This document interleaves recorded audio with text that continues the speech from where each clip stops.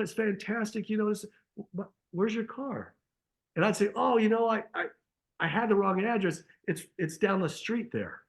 Okay. Because I was embarrassed. I mean, who's going to want to take financial advice from a guy that's driving a death trap? Hey, if you're interested in a one-on-one business growth strategy consultation with me, uh, fill out the form below and let's set up a time to hop on a Zoom call and talk. Right. Sure. And I meant to ask you about that as well, especially being as young as you are. I know a lot of the listeners here, they listen because not only to hear what's out there and hear the possibilities, of who they can network with, but also for career advice sometimes.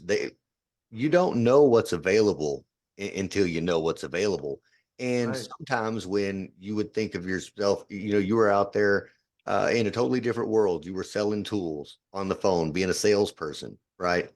And you're coming into a financial world, right? You're Yes. you're moving into the whole financial world, and it's a different process. You're a different person doing this, and there's that imposter syndrome that many of us deal with going from one setting to another setting, especially as a young person when you're not experienced. You didn't come from that realm, and it's an unfamiliar territory. Now, it sounds like you had Lady Luck was in your favor with the voice and being able to, have the art of good communication skills, period.